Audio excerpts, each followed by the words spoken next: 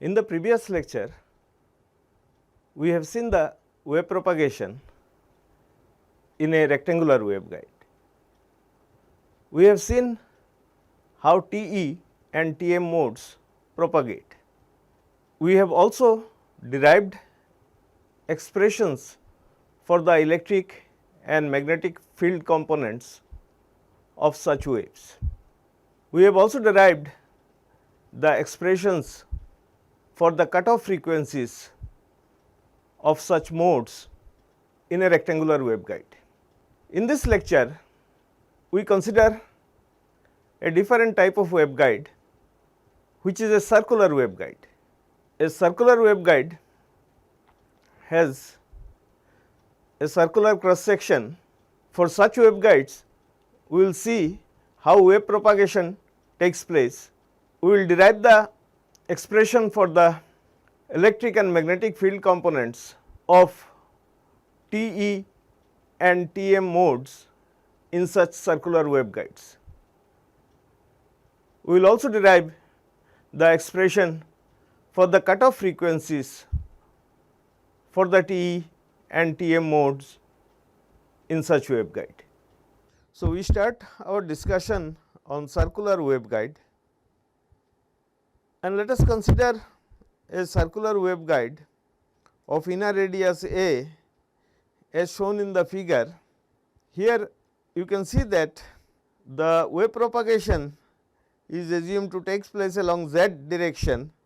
The waveguide will guide the energy in the z direction, and since this is a cylindrical waveguide of circular cross section, we will have to use the cylindrical coordinate, and rho, phi and z, these three coordinates we will have to use for developing the equations for this type of circular waveguide. And as in the case of rectangular waveguide, here also what we do, the procedure is similar. We express the field components, transverse field components, which are E rho, E phi, H rho and H phi components in terms of Ez and Hz, and then we will try to solve for Ez and Hz by applying the boundary condition. In the cylindrical coordinate, this equation curl of E is equal to minus j omega mu h can be written as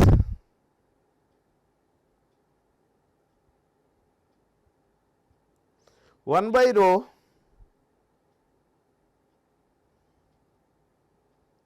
aero rho Fi Az del rho phi del z E rho E phi Ez, and this is the left hand side, and right hand side we expand it in terms of H rho, H phi and Hz.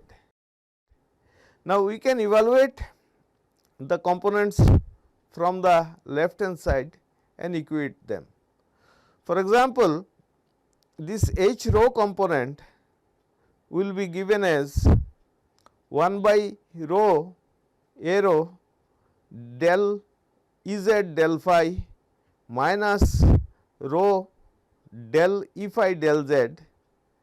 So, this will be equal to minus j omega mu h rho. So, if you equate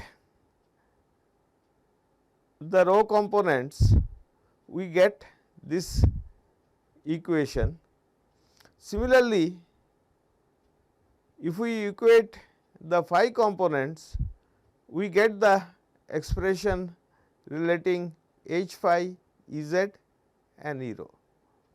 Now, from the other curl equation, curl of H is equal to j omega epsilon E, we get two more equations. 1 by rho del Hz del phi minus rho del H phi del z is equal to j omega epsilon E rho, and similarly minus del Hz del rho minus del H rho del Z is equal to j omega epsilon E phi. So, we use these equations, this set of 4 equations to express E rho, E phi, H rho and H phi in terms of Ez and Hz.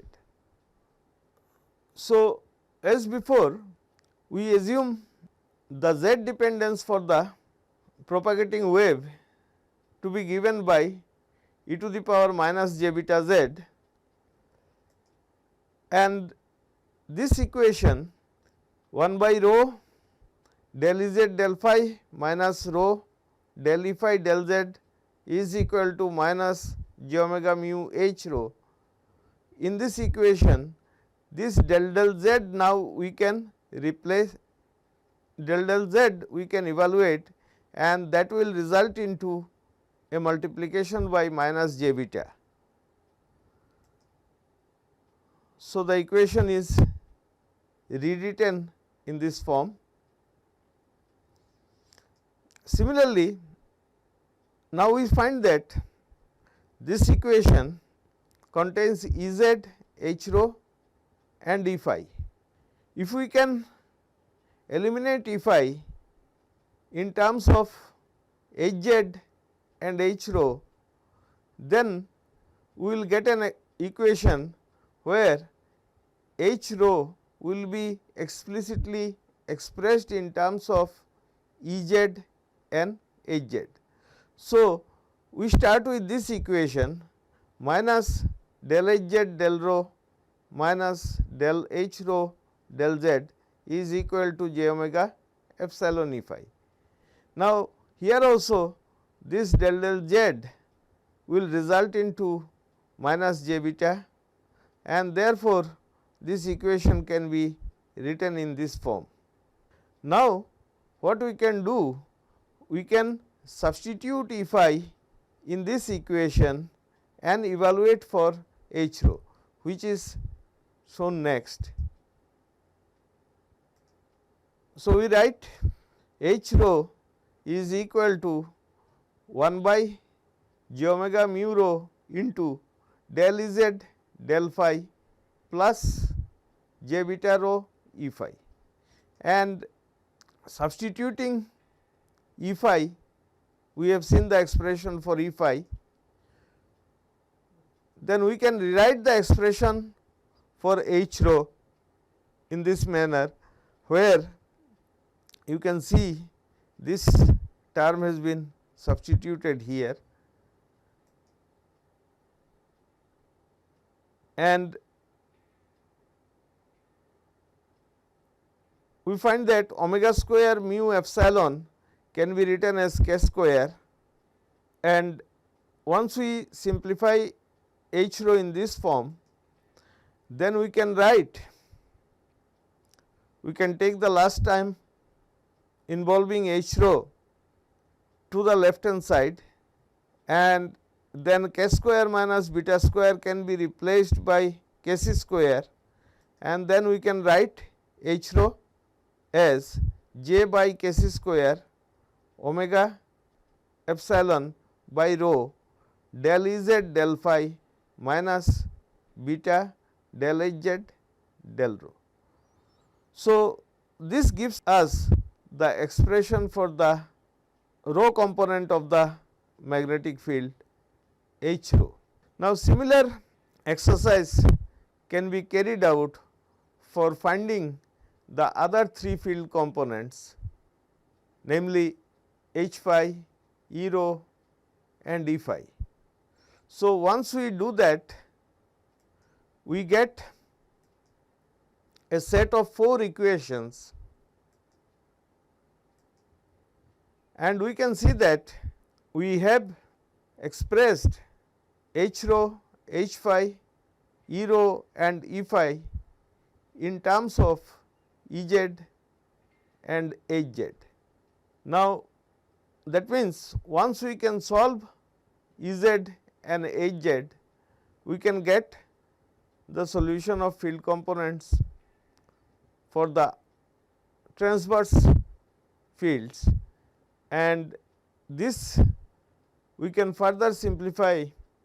For example, if we consider Tm propagation, then Hz will be 0, and if you consider T mode of propagation, then Ez will be 0.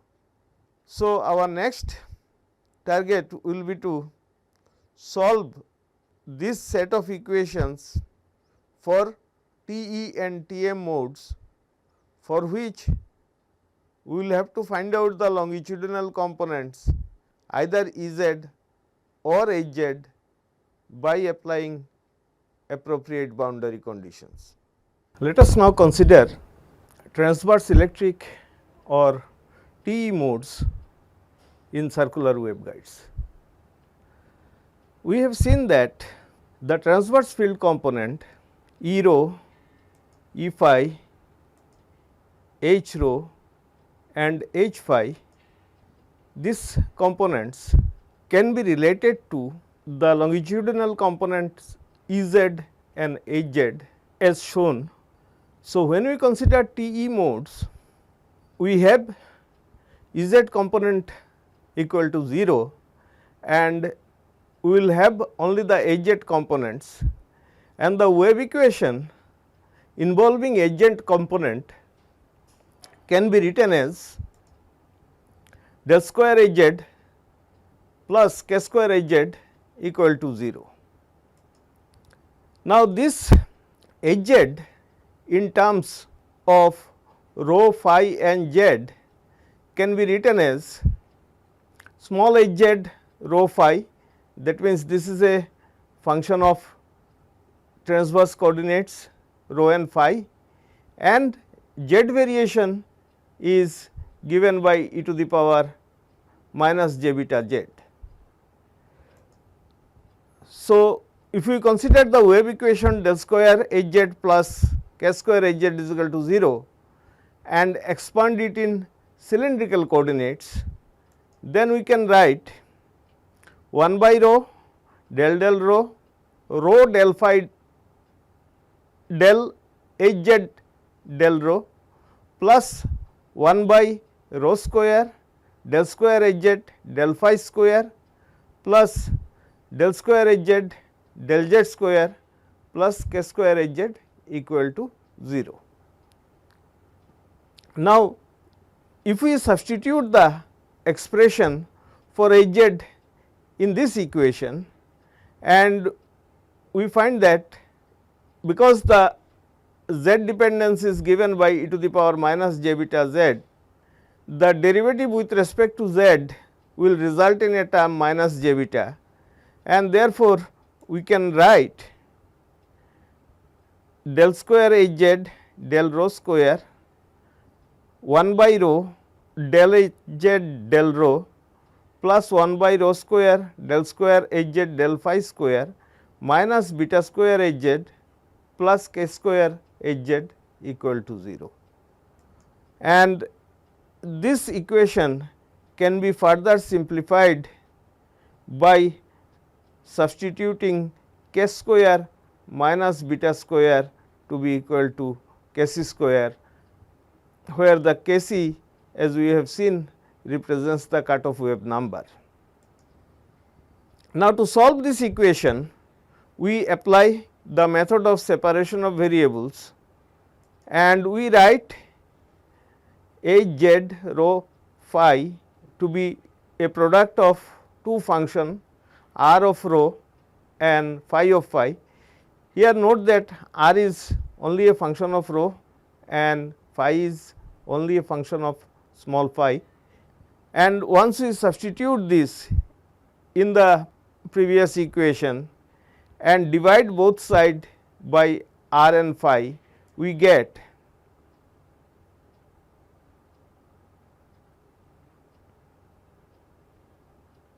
so we substitute this r phi, Hz is equal to r phi and then divide throughout by r phi, then we get 1 by r d square r d rho square plus 1 by rho r dr d rho plus 1 by rho square phi d square phi d phi square plus k c square equal to 0.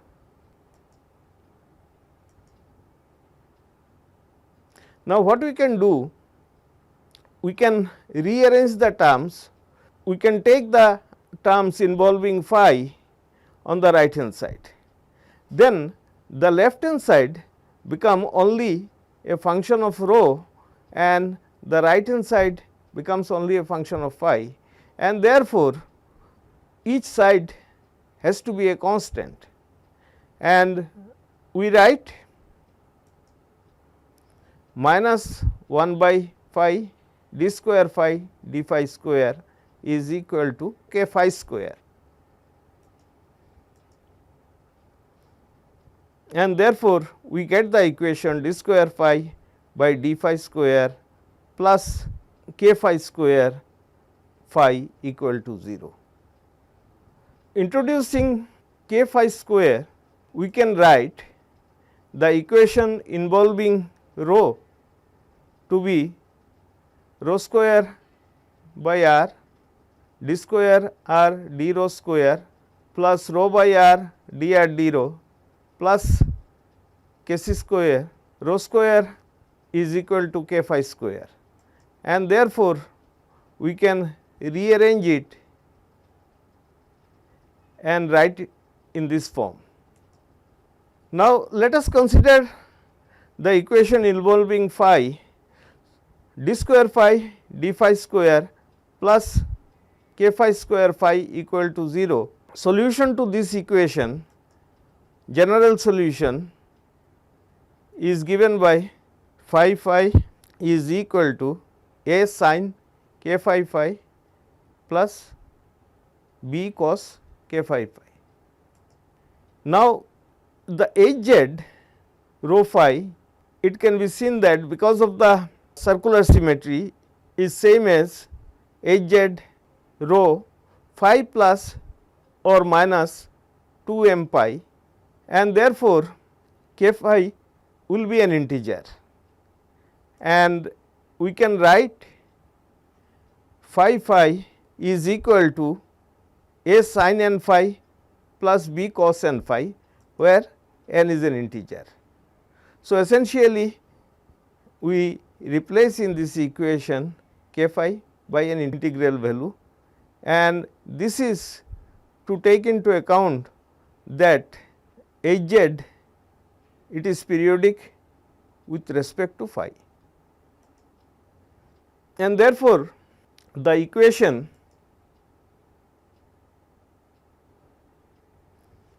here rho square by r d square r by d rho square plus rho by r dr d rho plus k c square rho minus k phi square equal to 0 can be written as replacing n in place of k phi and multiplying throughout by r, we can put it in this form.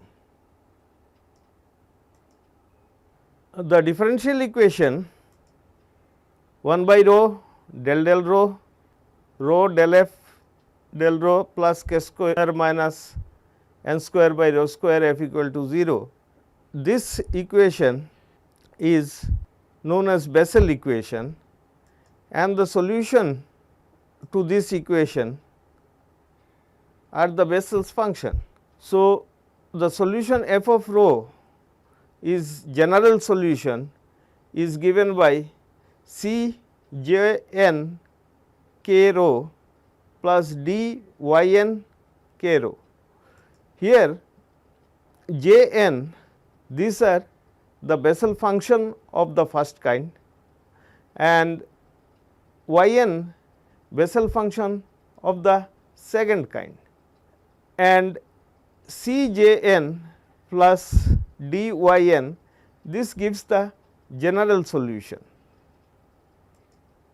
If we plot the Bessel functions for say j n x for n is equal to 0, 1, 2, so we get this type of plots. and we note that for example, J0 it is oscillatory in nature and its amplitude decreases, and it also crosses the x axis several times. Now, whenever j n x becomes 0, those values of x, these we will call the roots of the Bessel function. For example, this will be the first root of j naught, this will be the first root of j 1, and we will designate them by p n m. That means, the mth root of the nth order Bessel function. The y n, when it is plotted y n x, we find that the value of y n becomes tend to become minus infinity as x approaches towards 0. Now, please note that this solution C j n k rho plus d y n k rho, this is a general solution. We will consider only that solution which is consistent with our waveguide. Now, in a circular waveguide system, the field at the center has to remain finite. That means, when rho equal to 0, the field has to be finite, and therefore, this y n solution is not a feasible solution for our waveguide, and we will retain only the j n solutions. So, while writing the solution of this equation, we can write r rho is equal to C n k 0 plus d y n k 0 as a general solution, but as we have discussed, y n k 0 will tend to infinity as rho is equal to 0, and the field at the center of the waveguide, that means rho is equal to 0, has to become finite. We cannot take it to be a solution, and therefore, we write h z rho phi as a sin k phi plus b cos k phi j n k 0. So, this is the solution of h z in terms of the transverse coordinate rho and phi. Now, note that this constant c here is absorbed in the constants a and b. The cutoff wave number k c we can determine as follows. We know that in a circular waveguide, the E phi component, it will be tangential to the waveguide wall, and E phi has to become 0 at rho equal to a, and therefore, we evaluate E phi equal to minus j by k c square omega mu del h z del rho. We have seen how we can express these field components in terms of the h z and E z components in our earlier discussion. So, continuing from there, we can write E phi is in this form, and therefore, to satisfy this boundary condition for E phi, we must have j dash n, which this dash indicates the derivative, because we have del rho k 0 into a equal to 0. This follows from the fact that h z has j n k c rho, and we take the derivative of the same and then substitute rho equal to a, then j n dash k c a must be equal to 0 for satisfying the boundary condition E phi equal to 0. Now, we can evaluate the derivative of Bessel function in terms of the Bessel functions themselves, and z dash n x is given by j n minus 1 x minus j n plus 1 x by 2, and also we note that, for example, when n will become 0, it will be j minus 1. So, j minus n is minus 1 to the power n j n x. So, using these two relationship, what we can do? We can find out j n dash this function. For example, we have plotted here the derivative of the Bessel function for n is equal to 0 and n is equal to 1. So, we find that j 1 prime or j 1 dash, it becomes 0 at x is equal to 1.84 around this value, and so this represents a root of the derivative of the Bessel function.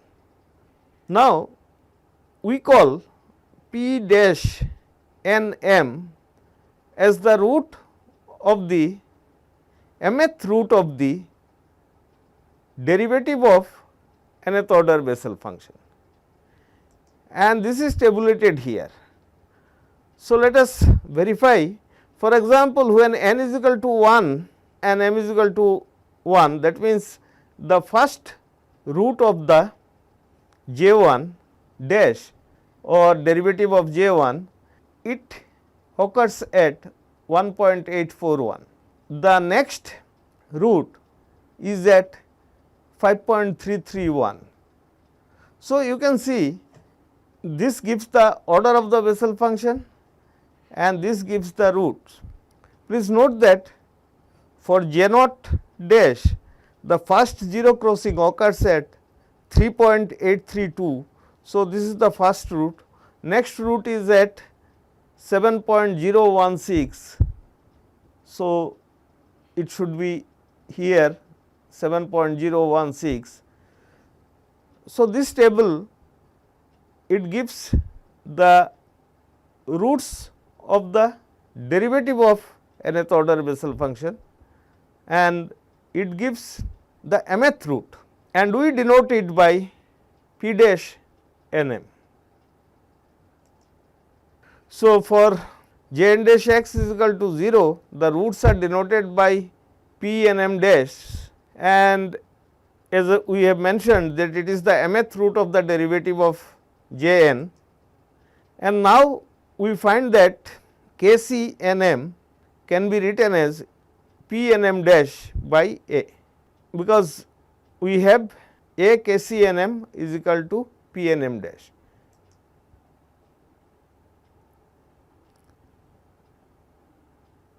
Now, beta for the n mth mode can be found out as k square minus p n m dash by a whole square,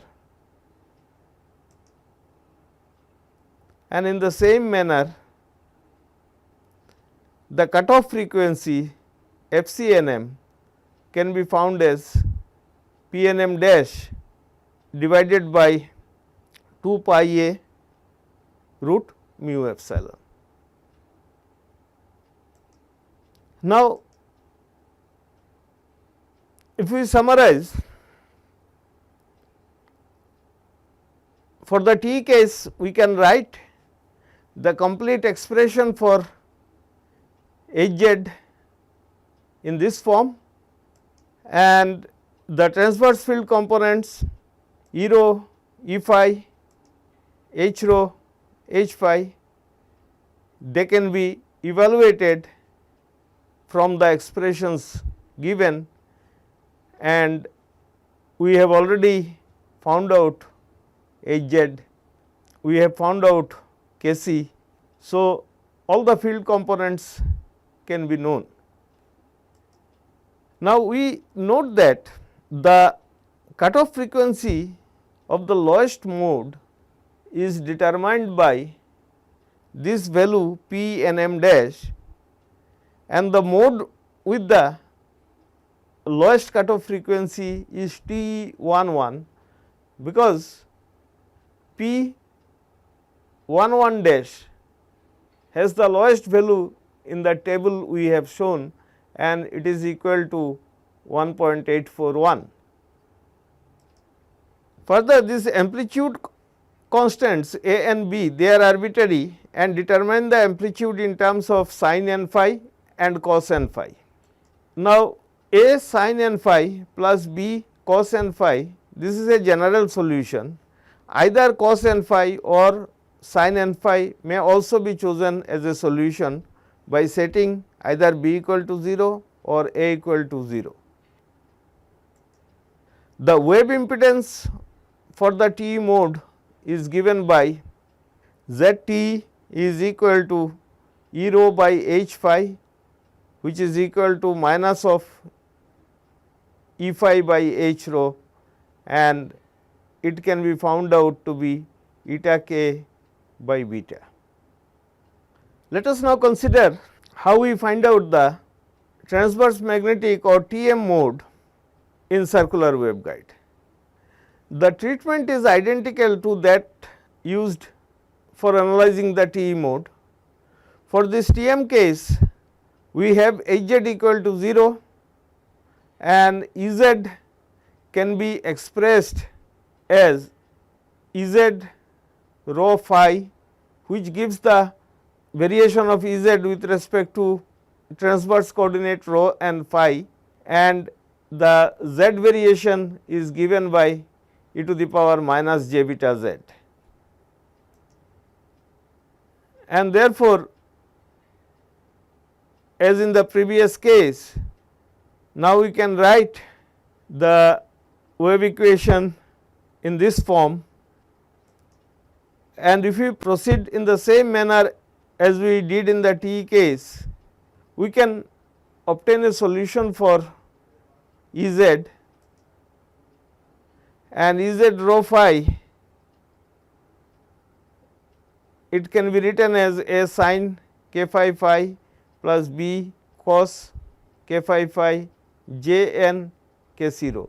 Please note that here again, as in the case of, as in T case, this becomes an integer n k phi, and we have now Ez itself is a tangential component, and we can apply the boundary condition on Ez directly, that is Ez becomes 0 at rho equal to A, and therefore, this term j n k C A is equal to 0. We have already plotted the Bessel functions, and the roots of j n x equal to 0, they are denoted by P n m, and if we consider j n x, then we have seen that j 0 crosses this x axis for a value of 2.405, then followed by 5.520 like that. So, we have a table for the values of P n m, which are essentially represents the mth root of j n x.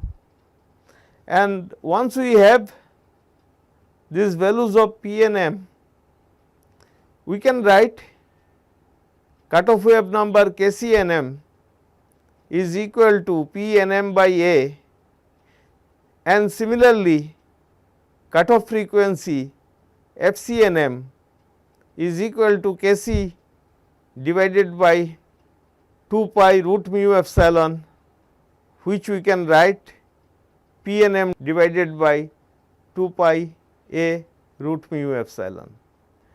Please note that when it comes to T m mode, the lowest mode is T m TM01.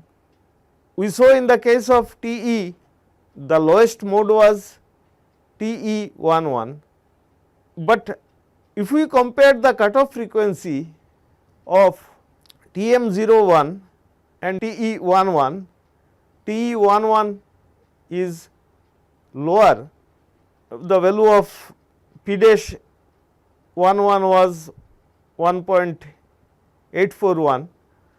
So, for a given radius of the circular waveguide, the mode with the overall, if you consider both TM and TE cases, the mode with the lowest cutoff frequency will be TE11, and that is why this is called the dominant mode in a circular waveguide.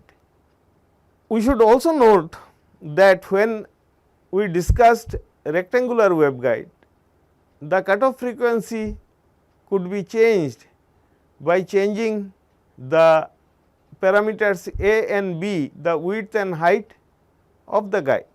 So, we can have different sequences of occurrence of the mode, cutoff frequencies of the mode, but when it comes to a circular waveguide, we have only the radius, and once the radius is set, the sequence in which the modes will come becomes fixed.